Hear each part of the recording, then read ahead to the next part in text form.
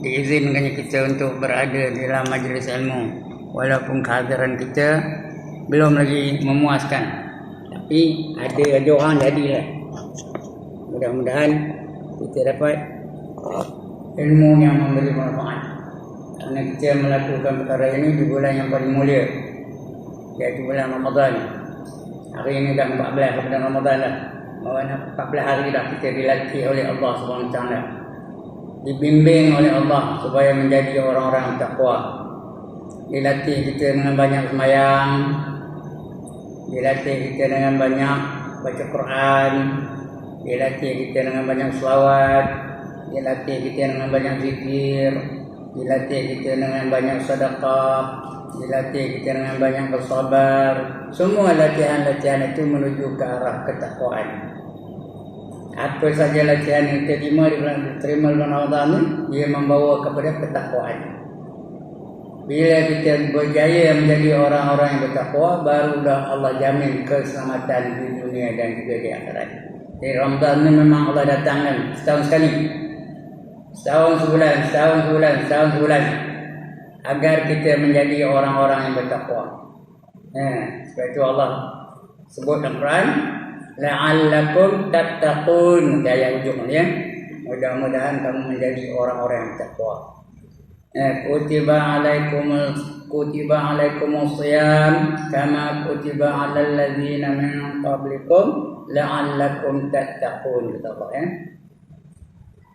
Diwajibkan kata kamu berpuasa di bulan Ramadan seperti mana diwajibkan kepada mereka-mereka yang sebelum kamu. Mudah-mudahan kamu menjadi orang-orang yang bertakwa. Dan bila kita ikut betul-betul latihan-latihan di bulan Ramadan tu, memang kita layak, mampu untuk menjadi orang bertakwa. Bila bertakwa, barulah ada jaminan keselamatan di dunia dan juga keselamatan di akhirat.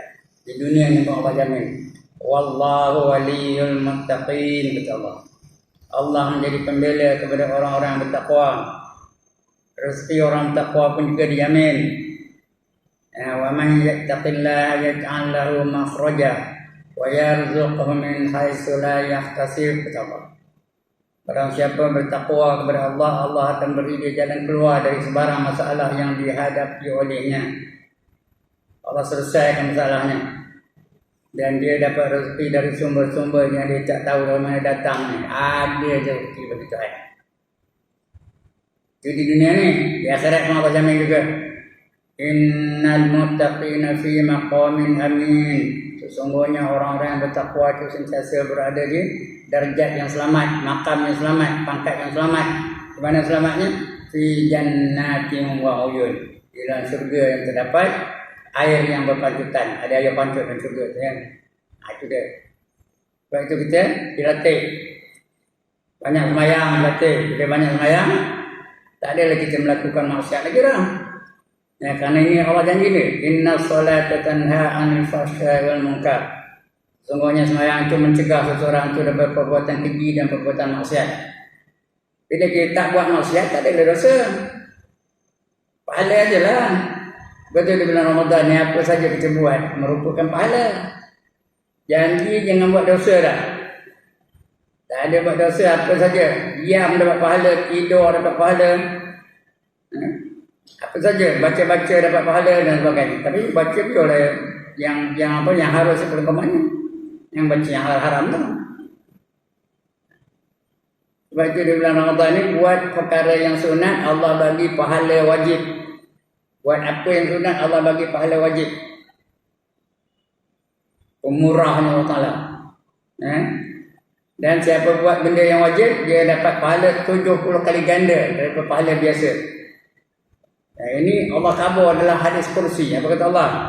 Kullu hasanatin bi'ishrin amsalihha ila sab'ami'ati dhikfin illa siyam fa innahu li wa ana ajzi bih, kata Allah.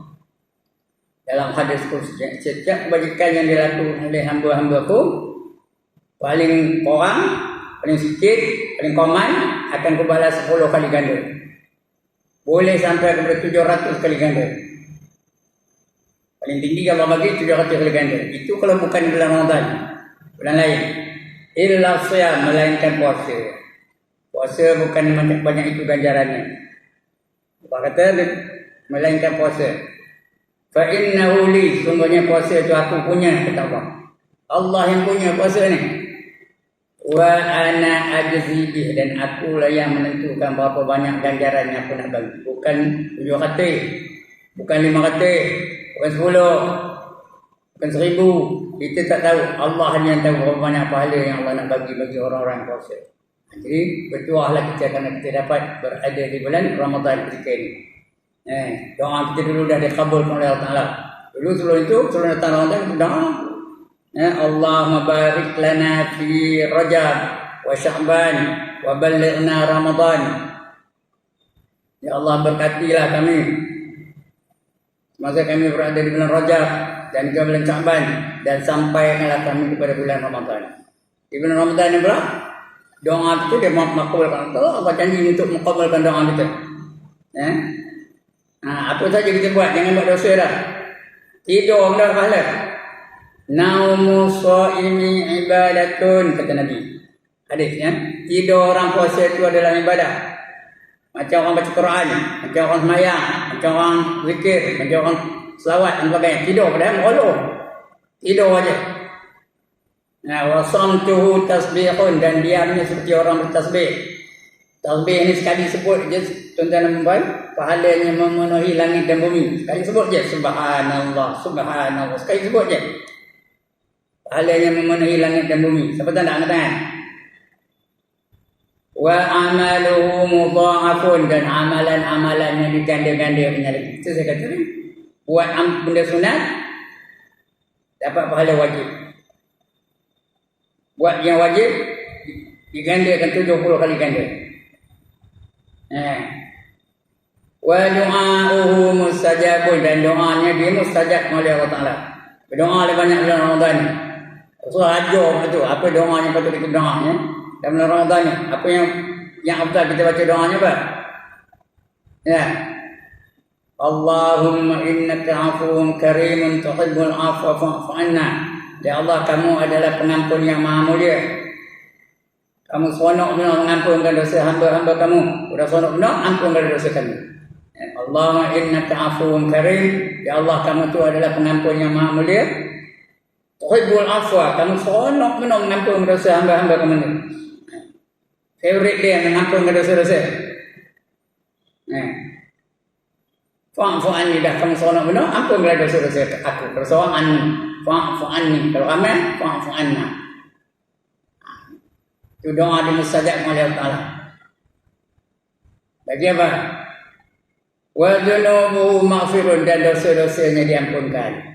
Bila dosa diampun, tak ada. Apa lagi? Tak adalah sebab kita nak masuk neraka lagi. Dosa tak ada. Dah diampun oleh Allah Ta'ala. Yang kita masuk neraka ni kan ada dosa. Bila Allah dah ampunkan dosa kita, tak ada lagi masuk neraka. Kalau tak masuk neraka, jadi 2 tempat je. Satu neraka, satu syurga. Dan kalau tak masuk neraka, ke mana? Syurga. Itu dia hebatnya di bulan Ramadan ni. Jangan buat dosa lah. Apa saja kita buat merupakan pahala. Bila kita sedekah, berganda-ganda lagi pahalanya. Kita zikir, berganda-ganda lagi pahalanya. Kita wirid, berganda-ganda lagi pahalanya. Kita baca Quran, lagi berganda-ganda pahalanya. Jadi mari kita sama-sama anggap Ramadan ini Ramadan yang terakhir bagi kita. Tambah orang cakap tahun depan belum tentu lagi dapat Ramadan ni. Dah dapat ini, dah dapat tahun ni, alhamdulillah. Anggap ini sebagai Ramadan yang terakhir bagi kita. Bila sesuatu yang terakhir, last sekali, kita buat benar-benar ke atau kita cincai-cincai aja? Tuan-tuan dan puan, kita buat benar-benar ke atau kita cincai-cincai aja? Tentulah buat benar-benar, sungguh-sungguh. Pasal ini dianggap sebagai yang terakhir bagi kita. Lain kali belum tahu kita dapat berjumpa dengan Ramadan lagi. Tentulah kita buat sungguh-sungguh. Sembahyang sungguh-sungguh, zikir sungguh-sungguh, baca Quran sungguh-sungguh. Aktiviti kita penuh dengan ibadah semata-mata. Dan ini yang terakhir. Tahun depan belum tentu kita dapat Ramadan lagi. Kadang-kadang saya aja. Dia ada duduk katanya. Dia tu dia pun. Tapi orang muda tentu boleh kan. Karena dia mati bukan ada rukun. Bila dia masa nak mati, matilah. Qul innal mauta allazi tafirruna minhu fa innahu mulaqikum, kata Allah. Katakan bahawa mati yang kamu nak lari daripadanya itu pasti akan menemui kamu. Dia pasti akan datang. Kullu nafsin dha'iqatul maut, setiap yang bernyawa pasti akan merasa mati. Dia bukan ada syarat, bukan ada rukun. Bukan rukun mati yang pertama tu tak ada. Umur dia memang tak mati. Dia Gaza tu kanak-kanak mati. Kerana dah sampai masanya. Bukan seorang tu, berbelah-belah ribu mati kena bom. Di Gaza, di Malaysia ni alhamdulillah tak ada lagi berlaku apa itu. Tapi mungkin akan berlaku insya-Allah. Kalau Allah kata berlaku, berlakulah. Jadi bila mati tak ada membawa dosa, artinya layak masuk syurga. Kerana dia ada dua tempat je. Kalau dosa banyak, masuk neraka. Kalau tak ada dosa, dapat pahala aja, Allah janjikan syurga. Allah kata dalam Quran, fa amma man saqulat mawazinu fa huwa fi 'ishatir radiyah. Barang siapa berat timbangan kebajikannya, maka dia sentiasa berada dalam keredaan Allah. Allah redha dengan dia. Nak syurga Allah redha, nak mahligai Allah redha, nak makanan syurga Allah redha, nak pakaian syurga Allah redha, nak kenderaan syurga Allah redha. Apa saja.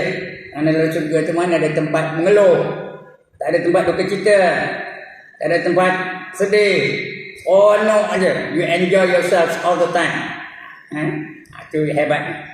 Jadi nakkan syurga tu, kita kena sungguh-sungguh jalani ibadah puasa ini seolah-olah ini ibadah yang terakhir bagi kita. Semayang yang lewat-lewat. Banyakkan sedekah, banyakkan wirid, banyakkan zikir dan sebagainya. Baik, untuk pagi ini kita sambung lagi pembacaan kita. Tajuknya bimbang terhadap syubhat.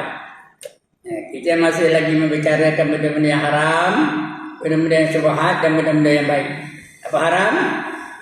Apa arti haram? Tuan-tuan Ramadan, dibuat berdosa, ditinggalkan dapat pahala. Kedudukannya mesti ditinggalkan, itu yang haram.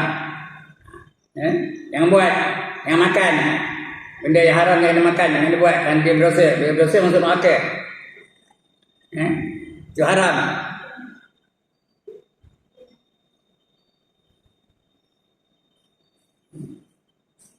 Benda yang dilarang.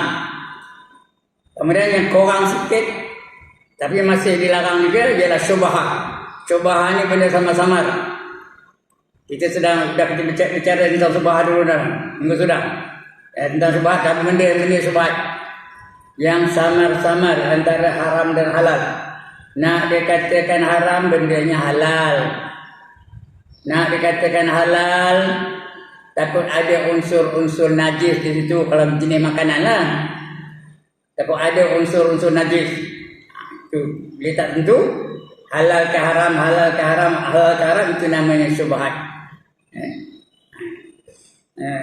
Orang yang warak, dia akan mengelakkan diri dia daripada terlibat dengan benda-benda syubhat. Makanan syubhat dia terlibat, perkataan syubhat dia tinggalkan. Lagi apa?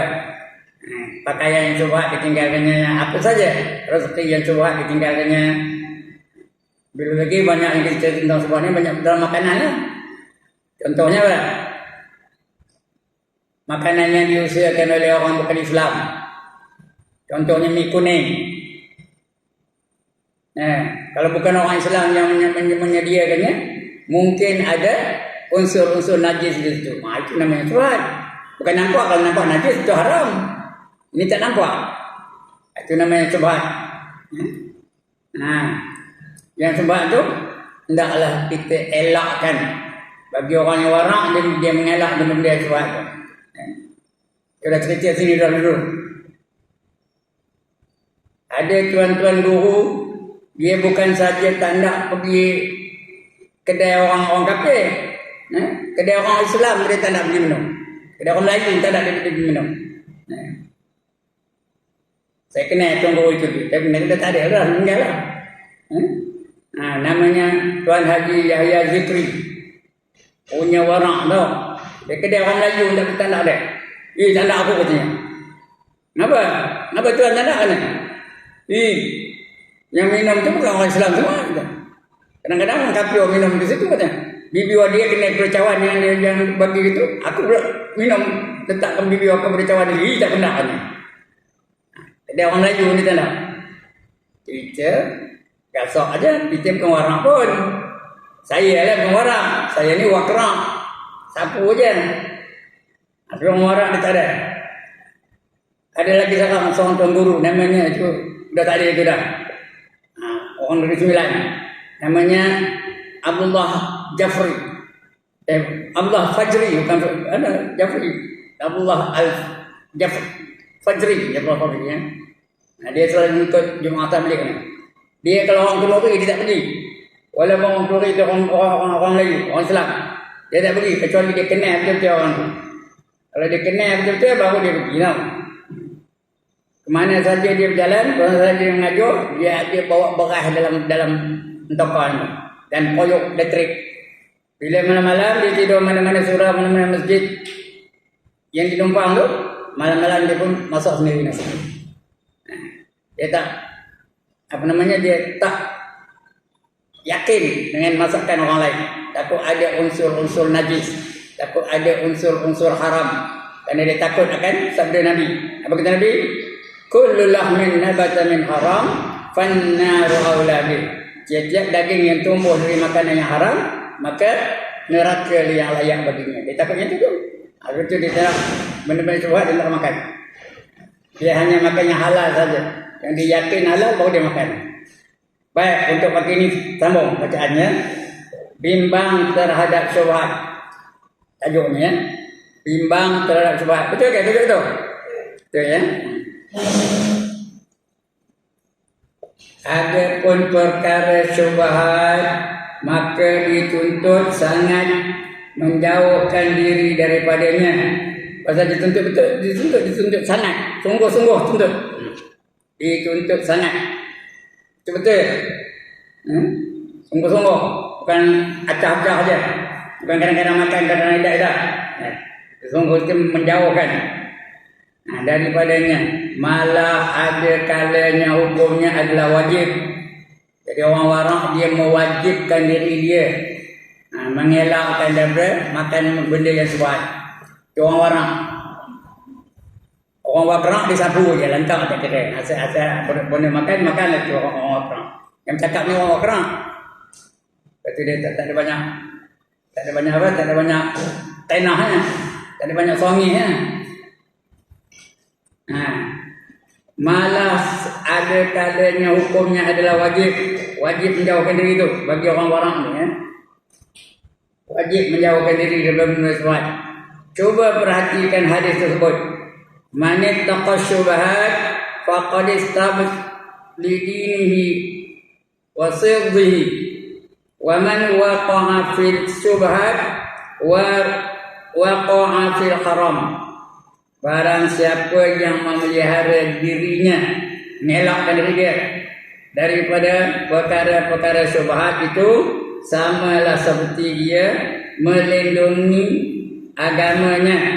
Dia tak nak syarat dia melindungi agama tu, sama dia melindungi agamanya dan kehormatannya dari kata nista orang lain. Orang lain tak ada tak ada mencela dia lah. Apa tu haji tu bantai aja ni apa sampai masak tu tak perlu dia bantai gitu aja. Orang tak ada mencela dia apa itu. Melindungi agamanya dan kehormatannya dari kata nista orang lain. Dan barang siapa yang tersungkur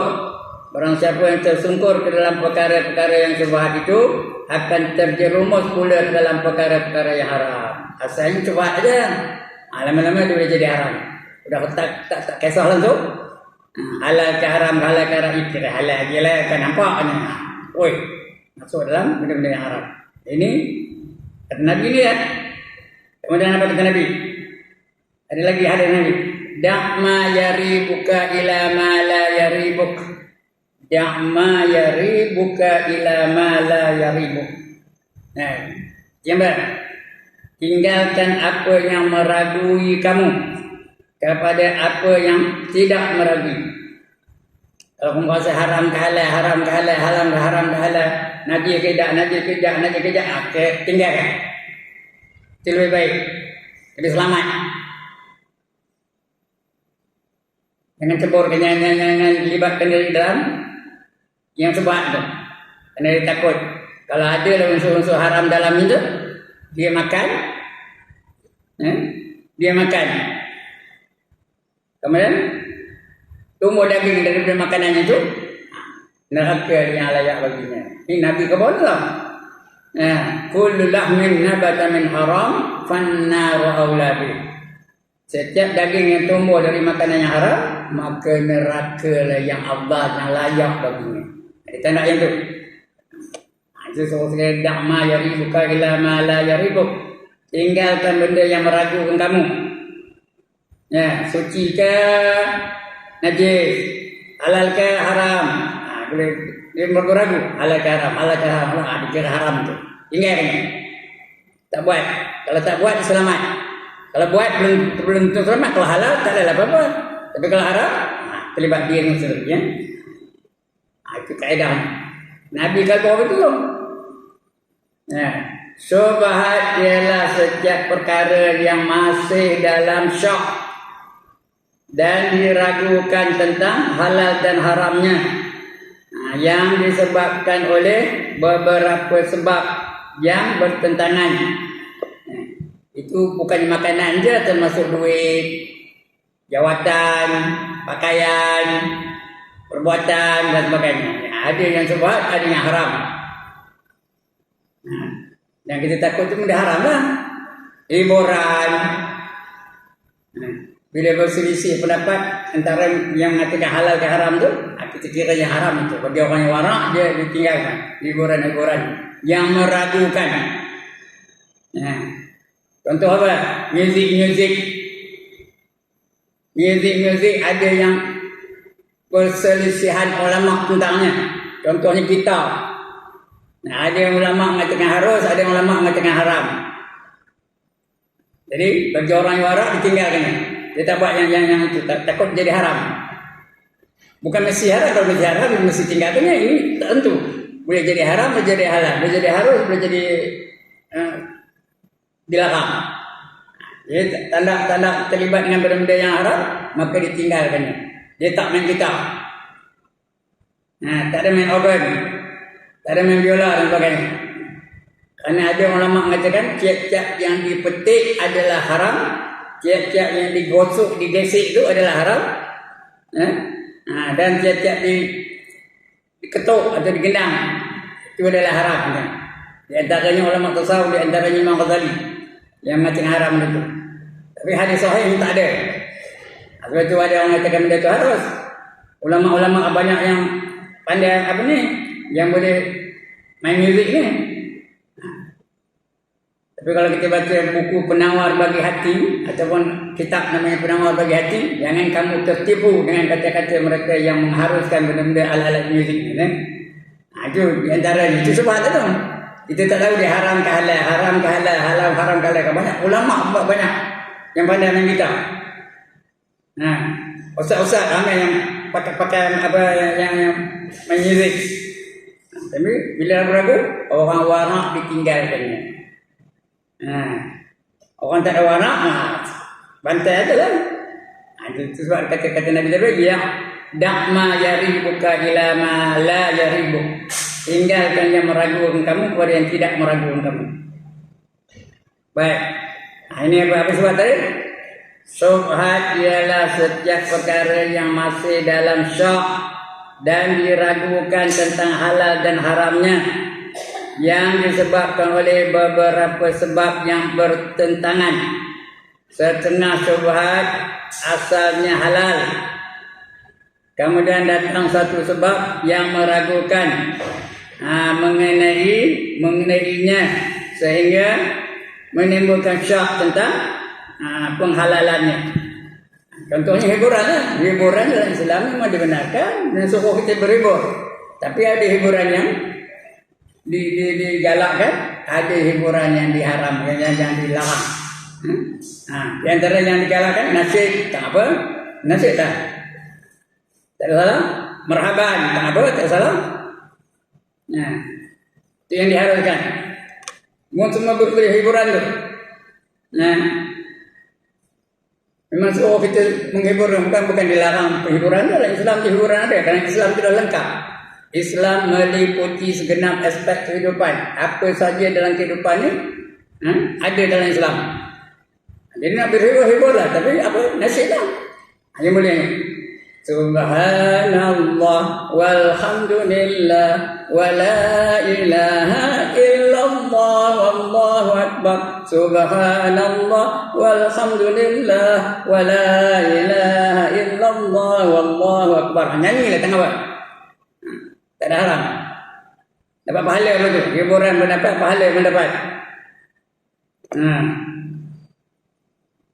Walaupun dia tak ikut tajwid. Nak selawat mana dia ikut tajwid. Jadi ikut tajwid kan orang selawat. Sallallahu ala Muhammad sallallahu alaihi wasallam. Panjang mana kemat tu? Baca Muhammad tu panjang ke pendek? Pendek aja. Tapi orang selawat ada kalau pendek tak sedap. Itu ada dalam kitab tu. Diharuskan boleh ya. Selawat dan apa? Marhaban dan apa? Marhaban lagi teruk tu. Tak ada ikut tajwid langsung. Tambah-tambah lagi tu. Tak apa? Ada apanya? Kitab yang harusnya. Marhaban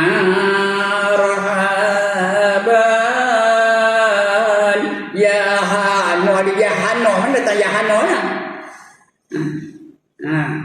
Rohul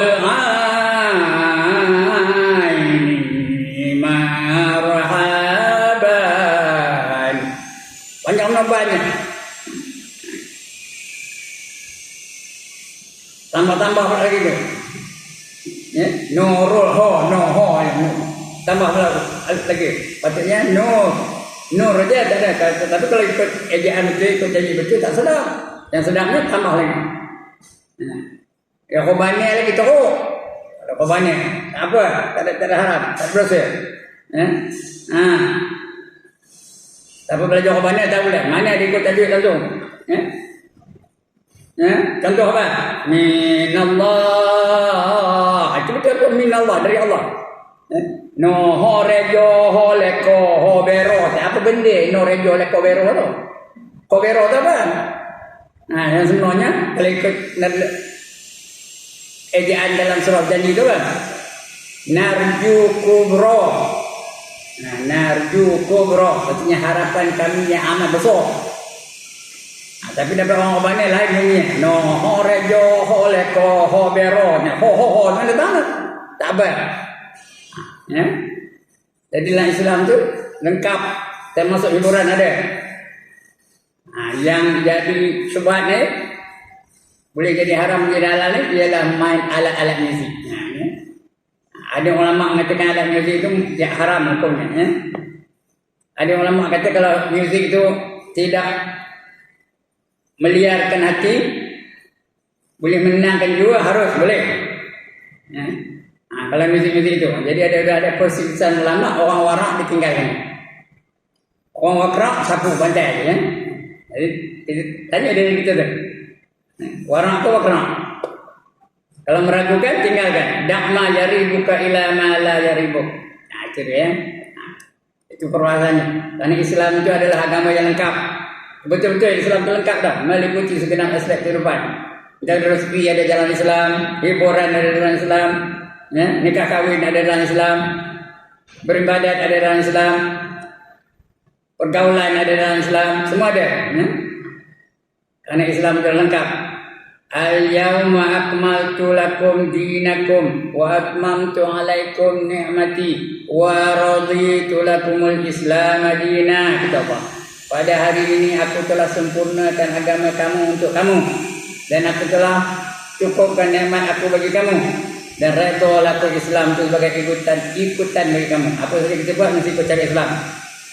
Hiburan cara Islam, pendidikan cara Islam, Nikah kahwin cara Islam, cari rezeki cara Islam, akhlak cara Islam, ekonomi cara Islam. Whatever you do must be in accordance with the Islamic culture, Islamic rules. Ya.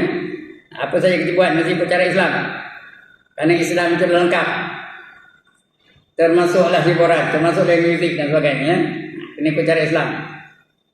Walaupun kadang-kadang dia salah bacaannya, salah ejaannya, tak apa, asalkan dia itu dari cara Islam. Baik.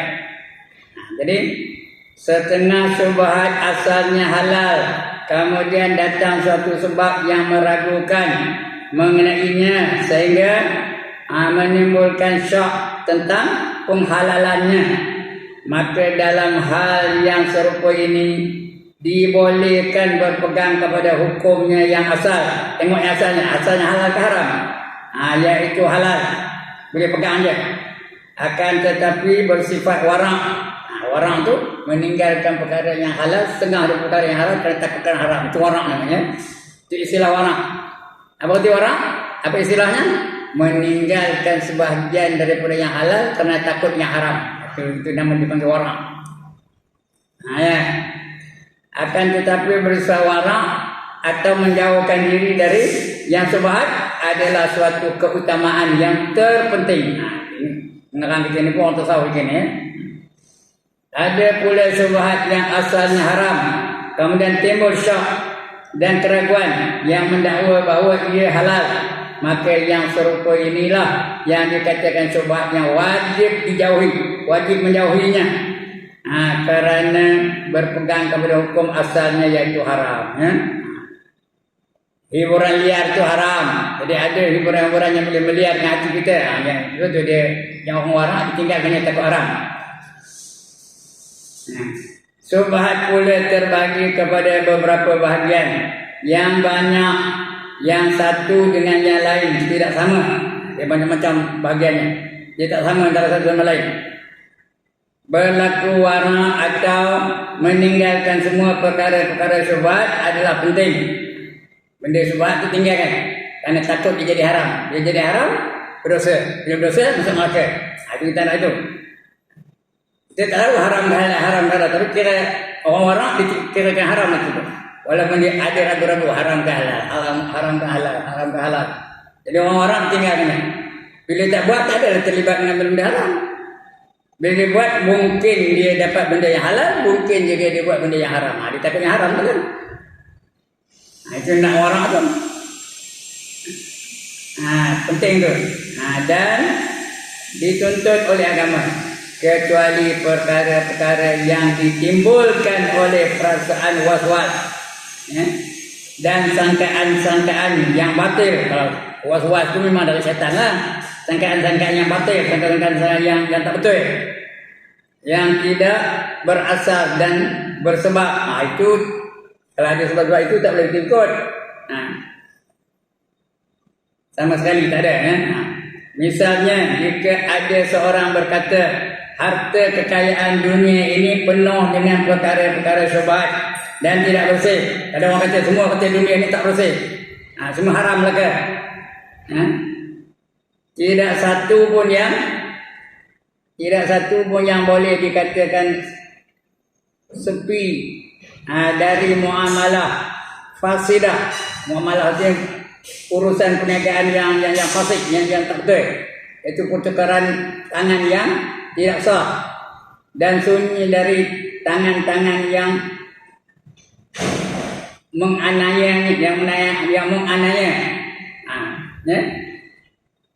Perniagaan itu mesti ada tipu, mesti ada bohong, mesti ada timbangan tak betul dan sebagainya. Kalau ada jenis apa tu. Oleh itu maka aku ingin menolaknya sama sekali. Jangan pekelong je haram semua, tak ada. Aku tolak sama sekali. Ataupun aku hanya akan mengambil perkara-perkara keperluan saja. Tidak lebih dari itu. Itu kata pengarang tadi ya. Pengarang namanya Syekh Abdullah Al-Haddad. Tidak lebih dari itu. Pandangan serupa ini timbul dari was-was. Was-was itu dari besar, dari setan. Dia tak nak was-was. dan melampaui batas. Nabi SAW pernah mengingatkan tentang bahaya pelampauan dalam sabdanya yang berikut. Halakal mutanti'una qalaha salasan. 3 kali sebutnya tu. Ya. Binasa para pelampau. Orang yang buat pelampau tu. Ya. Mutanti'una tu pelampau. Halakal mutanti'una. Celaka yang melampau ni, celaka yang melampau ni, celaka yang melampau. 3 kali sebut. Ya. Qalaha salasan. Berkata ia 3 kali.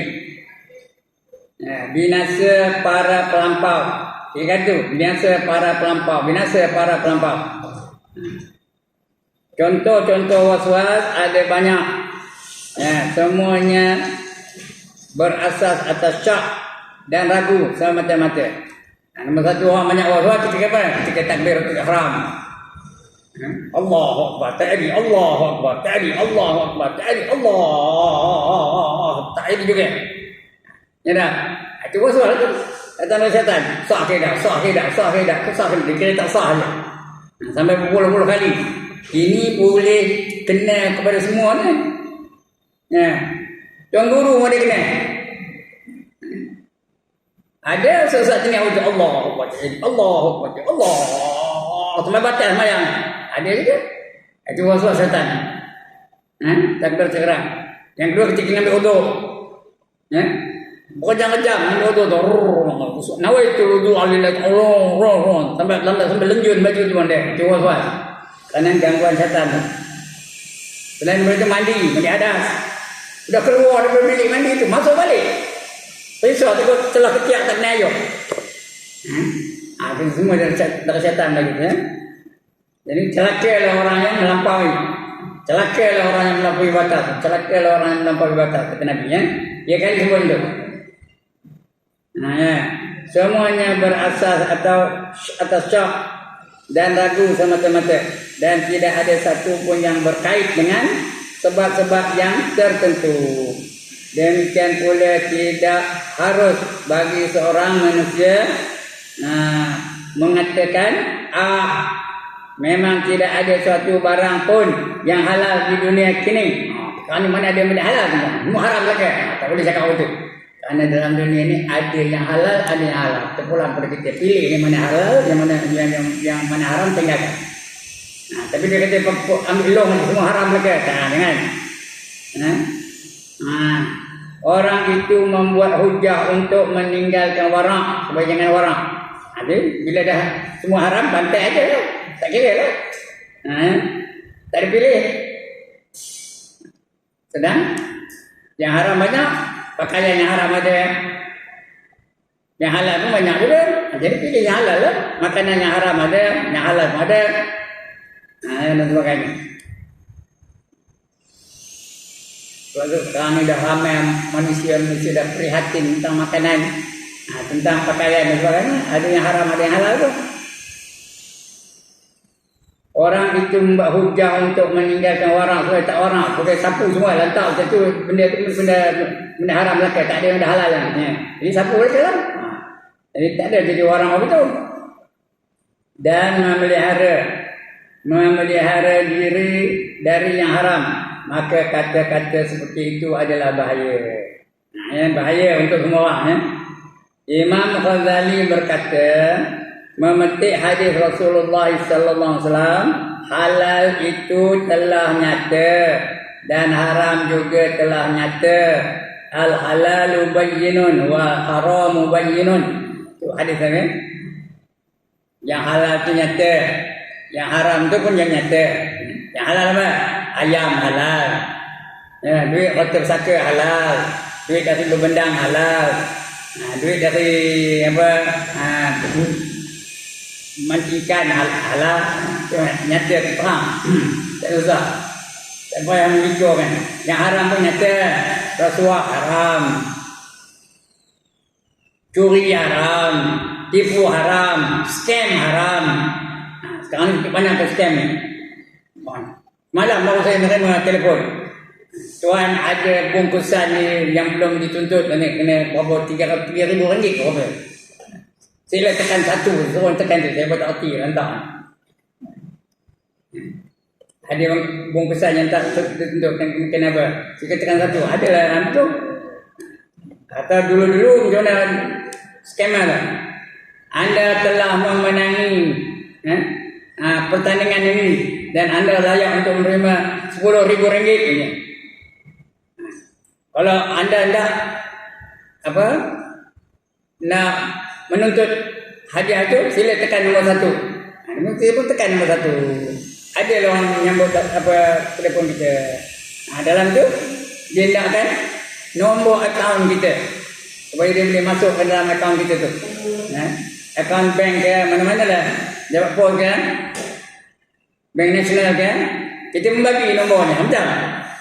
Dia bagi nombor tu, dia akan keluarkan duit kita yang ada dalam bank. Macam mana caranya dia tahu, kita tak tahu. Sudah dah kosong aja, dah tak ada lagi baki dalam akaun bank. Itu namanya scam. Perbuatan dia panggil scam. Orang yang buat scam dia panggil scammer. Banyak sana. Semua orang ada menerima. Siapa tak pernah menerima kan? Telefon panggilan telefon. Tentang hadiah dan sebagainya. Tentang denda. Bila komputer ni yang cakap tu dah itu scammer. Jangan percaya ya. Bila kita angkat je, komputer cakap, tuan ada sekian ini. Itu komputer. Komputer tu pun mengerti pun, dia bukan tahu. Saya selalu kena. Tuan dikenaki datang ke mahkamah pada petang ini kerana ada pendakwaan ke atas barang yang tak dituntut dan sebagainya.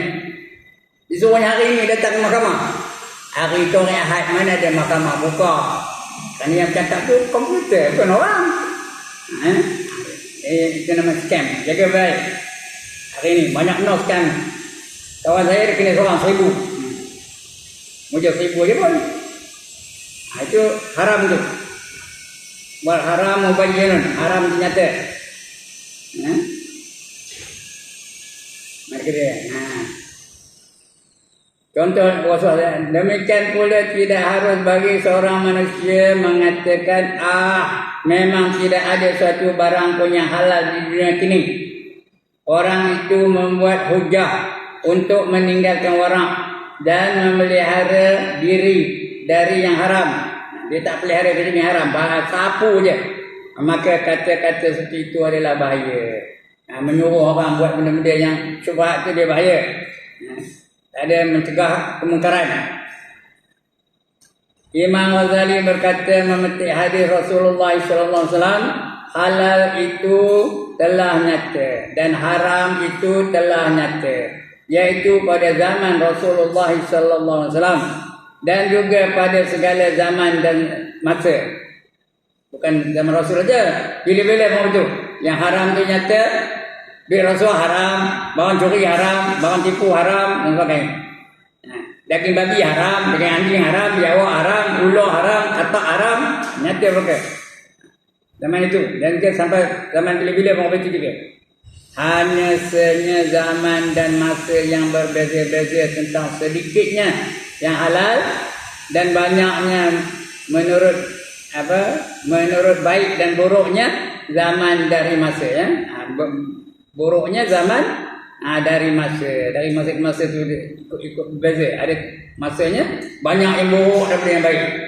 Ada masanya masa zaman Rasulullah itu banyak yang baik daripada yang buruk. Ikut masa-masa tertentu. Selanjutnya beliau berkata lagi yang halal itu banyak, begitu pula yang haram, tetapi tidaklah benar jika dikatakan yang haram itu lebih banyak. Tak ada. Banyak betul, tapi bukan lebih banyak daripada yang halal. Yang halal pun banyak, tapi bukan lebih banyak daripada yang haram. Dia boleh katakan dua-dua ada. Kena pulang pada kita lah. Sebab pada setiap zaman dan masa pasti ada 3 perkara yang berikut ini. Iaitu yang halal. Halal betul. Duit dari hasil dari berbendang halal. Hasil dari bercucuk tanam halal. Hasil dari berikan halal. Hasil dari pusaka halal. Halal maka. Yang haram, benda curi haram, benda tipu haram. Okay? Benda rampas haram, samun haram. dan masa pasti ada juga perkara yang berikut ini, iaitu halal, haram dan syubhat. Tepat seperti apa yang telah diberitakan oleh Rasulullah sallallahu alaihi wasallam dalam hadisnya. Zaman itu dah ada. Ada yang halal, ada yang haram, ada yang syubhat. Zaman Rasulullah dah ada. Sampai ke zaman kita ni masih ada juga. Demikianlah serba ringkas maksud dan bicara Imam Ghazali rahimahullah taala itu. Rahimahullah tu, mudah-mudahan Allah rahmat dia. Mudah-mudahan Allah bagi rahmat kepadanya. Rahimahullah taala Dia itu halal mana? Demikianlah serba ringkas maksud dan bicara Imam Ghazali rahimahullah taala. Kemudian dari itu hendaklah kamu mengetahui, moga-moga Allah taala merahmati kamu sekalian. Imam Ghazali memang dirahmat oleh Allah taala. Kita pun mudah-mudahan Allah rahmat kita. Ya, hendak kata nak rahmat Allah. Tuan-tuan yang membaik hendak kata nak rahmat Allah. Buat apa? Buat apa? Kalau bihun boleh mamam buka puasa. Rahmat nak apa? Melayakkan kita masuk ke dalam syurga. Kerana kita kalau dapat masuk syurga pun hanya dengan rahmat Allah. Tak ada rahmat Allah yang mimpi yang dapat syurga ya.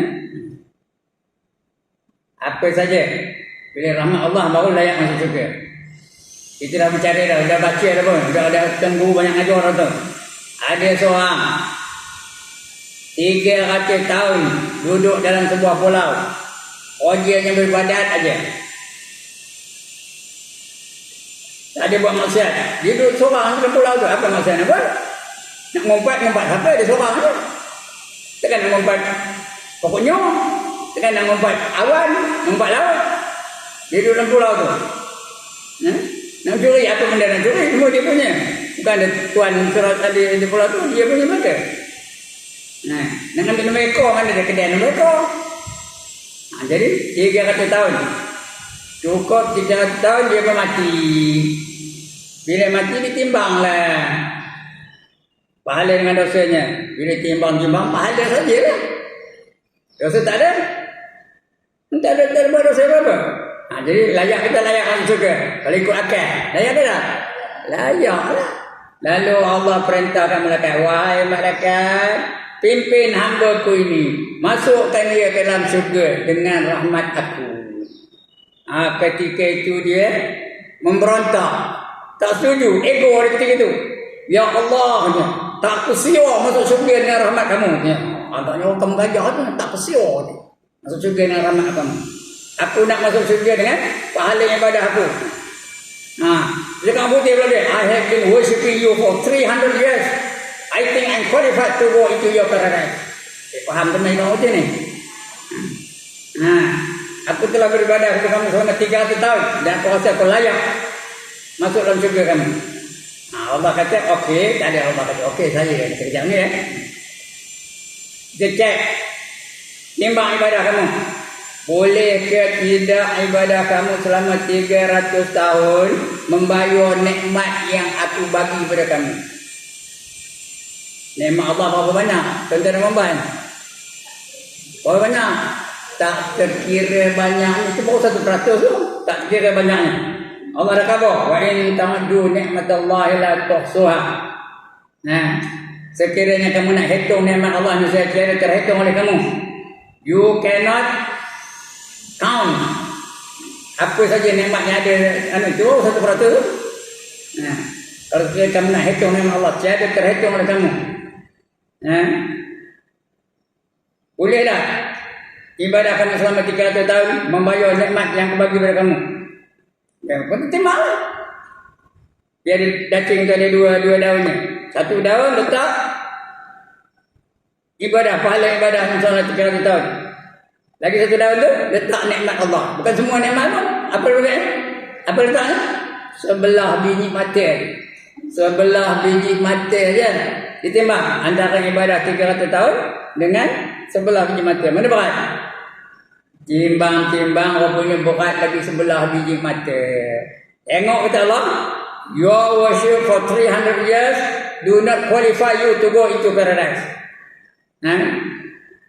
For 300 years you've been worshiping me, you cannot even pay half an eye, the one eye, let alone 2 eyes. Nak bayar sebelah hati apa tak mampu. Tusahkan dua-dua belah mata, tusahkan telinga, tusahkan lidah, tusahkan kaki, tusahkan tangan, tusahkan apa nama-nama yang lain. Jadi kamu tak layak masuk syurga, kata Allah. Oleh kerana tak layak masuk syurga, masuk mana? Masuk neraka.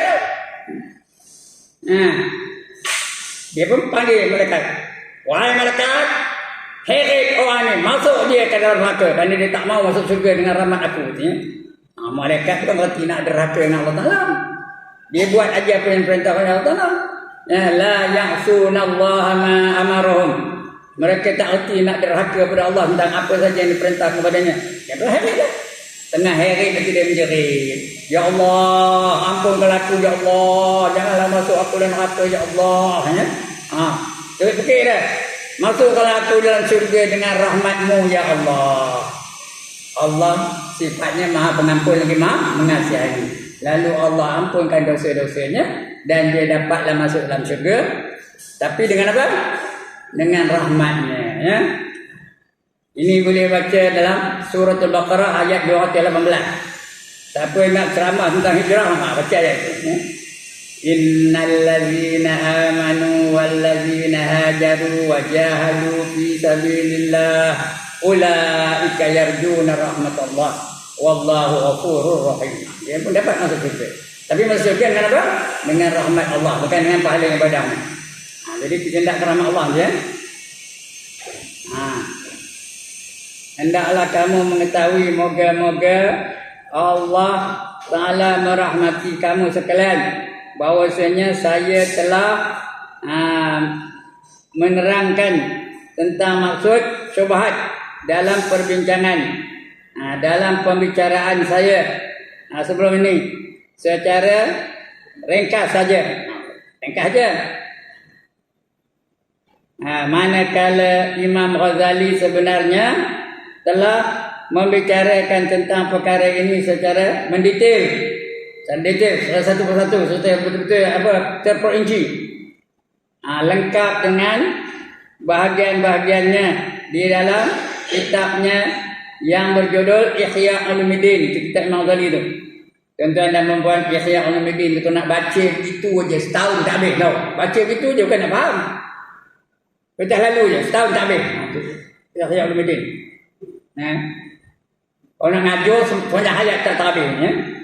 Panjang, betul tak ke? Di bawah tajuk halal dan haram. Barang siapa yang ingin memuaskan hati, hendaklah ia membaca buku tersebut. Kalau nak puas kita, baca kitab tu. Apa nama kitabnya? Ihya Ulumuddin. Ihya atau kata apa? Kehidupan. Ulum dengan ilmu-ilmu hadis agama. Hidup berdasarkan ilmu-ilmu agama. Nama kitabnya Ihya Ulumuddin. Yang mengarangnya Imam Ghazali. Itu yang paling masyhur kitabnya Ihya Ulumuddin lah. Selain daripada itu Imam Ghazali mengarang kitab apa? Minhajul Abidin. Minhajul Abidin tentang tasawuf saja. Kemudian apa dari karangan Imam Ghazali ini? Ada kitab lagi. Nipis saja. Namanya apa? Bidayatul Hidayah. Nipis saja kitab itu. Abangnya, coba bukan Imam Ghazali ngarang, itu ada pengarang lain. Dia menghuraikan bidayatul hidayah. Dia menguraikan bidayatul hidayah.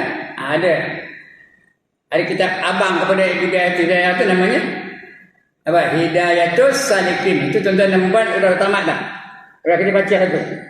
Dah habis dah. Namanya Hidayatus Salikin. Hidayah kepada orang-orang yang berjalan menuju kerajaan Allah. Itu karangan Imam Ghazali itu. Pengarang yang paling masyhur. Barang siapa yang ingin memuaskan hati, hendaklah ia membaca buku tersebut. Kerana beliau sendiri pernah berkata bahawa tidak ada satu bahagian karangan yang pernah beliau memberikan perhatian yang serius seperti yang beliau berikan terhadap tajuk ini. Banyak-banyak tajuk tu yang serius nanti yang tentang halal dan haramnya. Tajuk ini. Maka sebenarnya tidak ada satu kitab pun yang pernah dikarang dalam Islam seperti kitab Ihya Ulumuddin. Tak ada kitab yang dikarang dalam Islam yang lengkap betul-betul seperti Ihya Ulumuddin tadi. Hal ini dapat dirasakan oleh setiap orang yang mengkaji dan merenungkan segala isi dan kandungan kitab itu dari golongan orang yang dari orang-orang ahli ilmu pengetahuan dan ahli insaf, ahli yang betul-betul sedar. Dia nak makan dia yang halal aja, yang haram dia tak boleh. Itu tentang sebab. Yang akan datang kita akan baca apa? Bahagian haram. Tajuk kita ni yang haram, yang subhat dan yang baik. Yang subhat dah bicara dah. Akan datang kita baca bahagian yang haram. Apa benda yang haram? Baik. Cukup sekarang itu untuk kali ini ya. Ustaz dah ada? Tak ada lagi. Kita bagi peluang. Siapa nak tanya? Memang tak datang.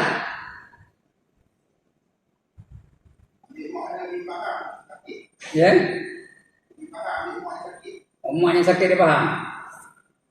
Jadi kalau nak balik cepat, jangan tanya. Ini dia. Ya, sila.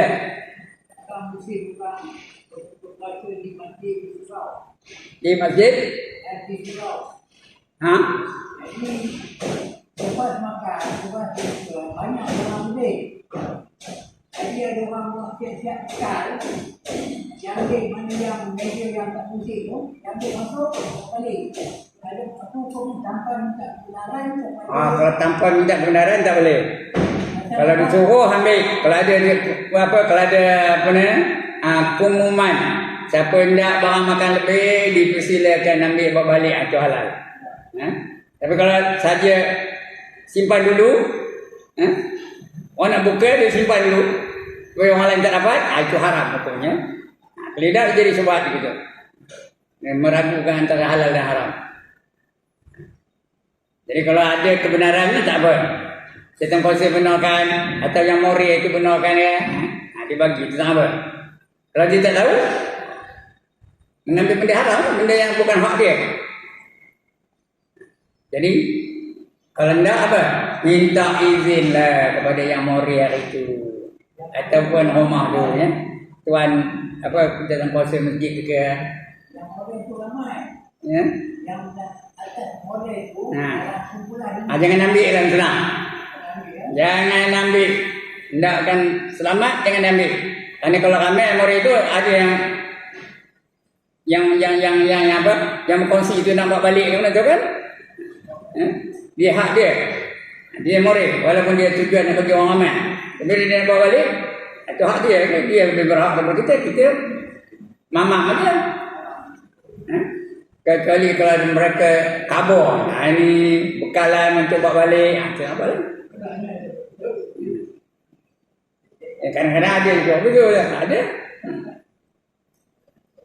Okey, lagi? Sudah? Ya. Sekarang ni tengah itu betul yang sudah terawih tu kan? Dia kata dia tak modal motor semakian yang lain daripada Dia sembahyang tarawih. Patutnya sembahyang tarawih. Dia tak sembahyang tarawih, dia qada. Ya, macam tu. Ada hutang. Bayar hutang dulu. Betul lah cakap itu. Betul lah cakap itu. Ya kalau dia buat itu betul lah, tapi tidak pahalanya tak begitu sempurna lah. Ya. Yang betul, yang bagusnya dia semayang juga tarawih. Kerana tarawih itu datangnya setahun sekali bila nak apa. Tapi di samping itu dia ada program qada dia di waktu-waktu yang lain. Balik rumah dia qada mana yang tinggal. Dia hitung berapa banyak tinggal, dia qada dulu. Satu hari qadanya. Satu hari qadanya. 5 kali sembahyang lah ya. Itu ada. Kalau ada programnya, hanya tak apa. Dia boleh sembahyang. Tarawih. Kerana teman tarawih itu sunat. Dia kata cuma sunat aja. Ya. Dia kata cuma sunat aja. Mana pula qada tu sunat. Qada tu wajib. Maksudnya dia kata macam tarawih ni Ha. sunat aja. Yang nak benar ni kata kita kodok. Yang pertama sayang. Rugi lah dia. Tak payah buat. Patut buat dua-dua. Qada pun buat, yang sunat pun buat. Kata tarawih tu hanya setahun sekali aja. Tahun depan belum tentu dia jumpa dengan tarawih. Ini ada peluang kita nak tarawih. Jadi buat dua-dua. Yang bagusnya lah, yang tak bagus macam-macam lah. Nombor satu tak bagus, nombor tak semayang. Ya lah. Itu baru tak bagus lah. Tapi yang bagus tu, dia ada program qada dia. Sama ada tengah malam ke, waktu siang ke, waktu tak ada apa buat tu lah. Dia qada lah balik. Itu yang bagusnya. Ya, jadi sah main tarawih itu dapat pahala ya. Kerana dia setahun sekali. Tidak bila ada peluang kita nak tarawih. Memang hukumnya itu bila ada hutang, bayar hutang dulu. Baru kita sekar orang lain. Itu hukumnya asalnya. Tapi kita tahu tarawih itu hanya di bulan Ramadan saja. Mana-mana tentu kita akan berjumpa dengan bulan Ramadan akan datang. Jadi mana yang lebih baik? Yang lebih baik semayang dan tarawih. Di samping itu ada program qada dia. Okey. Dan masalah ni Ustaz, dia kata dia dah buat tu, dia kata tak payahlah sembahyang tarawih tu. Itu masalah dia lah. Itu masalah keutamaan dia. Siapa nyuruh tinggal semayang? Jawab balik. Kenapa kamu tinggal semayang?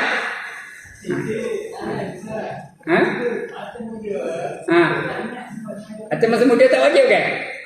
Atas? Dia hendak yang terbaik. Jadi soalan puan, dia hendak yang terbaik. Bagaimana cara kita nak menyelesaikan perkara macam itu? Memanglah dia patutnya dia qada dulu. Tapi jangan tinggalkan yang sunat. Tak bila nak buat yang sunat? Bila nak buat yang sunat? Namun tak buat. Tak buat yang sunat, dia hanya dapat apa? Pangkat salim. Salim itu yang selamat dari neraka. Ya, manusia ni terhadap agama ni ada 3 peringkat. Yang pertama dipanggil salim. Yang kedua dipanggil robih. Robih itu untung. Orang yang buat sunat untung. Robihun ya, untung.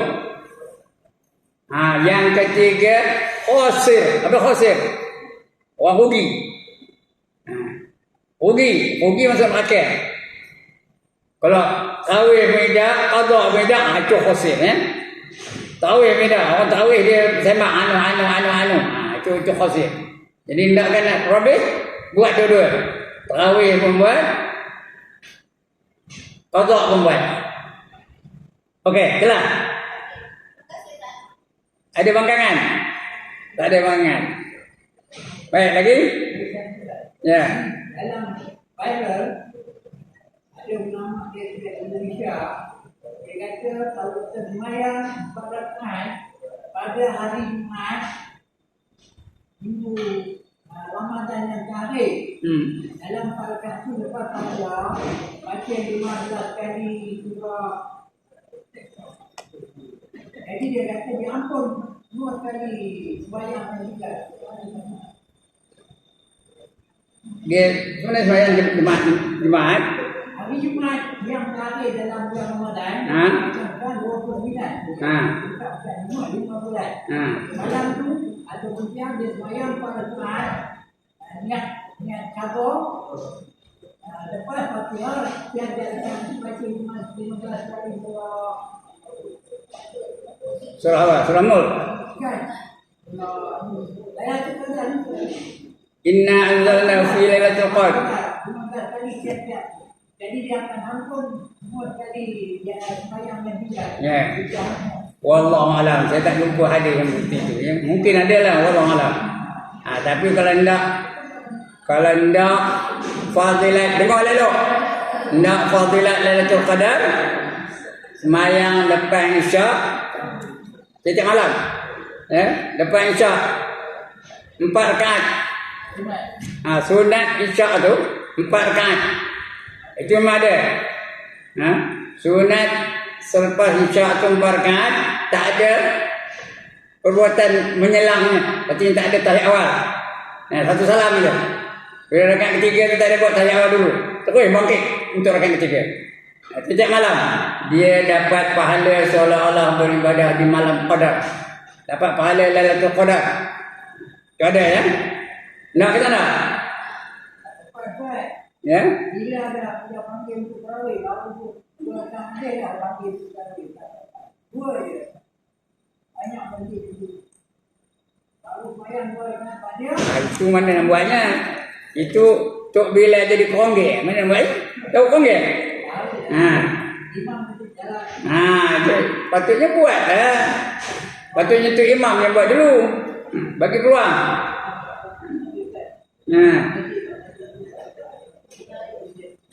Kalau dah jadi konggek, tak boleh buat lah. Cari tempat-tempat yang tak ada konggek. Di masjid, kan semuanya masjid konggek belakang. Ada tempat yang boleh. Udah lagi semayang laju-laju, tak ada nolih ke kanan terus kamat je.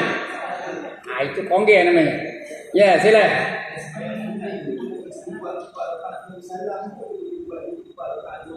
Satu salam, tak ada tahiyat awal. Lepas isyak. Itu dua-dua lain. Kalau hendak fadilat Lailatul Qadar lah. Tak ada diselangi oleh tahiyat awal. Itu rakaat yang 3 tu. Dia satu salam aja lah. Seolah-olah dia dapat beribadah di malam Qadar. Malam Qadar berapa pahalanya? Berapa pahalanya? 1000 bulan. Nak kata nak? 1000 bulan. Lailatul Qadr khairum min alf syahr. 83 tahun punya pahala. Nak kata nak? Tak? Buat je lah. Gimana? Mayor? Bayang yang tinggal, kena kata juga. Kena kabur lah. Jangan tak kabur. Benda hutang. Hutang pun dia bayar. Kena kabur. Yang itu yang sunatnya. Ya? Okey, lagi? Lagi? Lagi? Lagi? Lagi? 5 kali lagi. Tak ada. Sekian dulu tuan-tuan dan puan-puan. Minta maaf ya. Sekian, ampun maaf. Selamat menyambung puasa kita. Mudah-mudahan kita akan meneruskan latihan kita supaya di hujungnya nanti kita menjadi orang-orang yang bertakwa. Ya, salah silap minta ampun, minta maaf. Kalau tak jumpa lagi, mana tahu kan? Balik ke Padang. Jadi sudah maaf kalau kesalahan saya ya. Sekian aku qauli hadza wa astaghfirullah azim li wa lakum wa lisairil muslimin wal muslimat wa ya fadhal mustaghfirin wa ya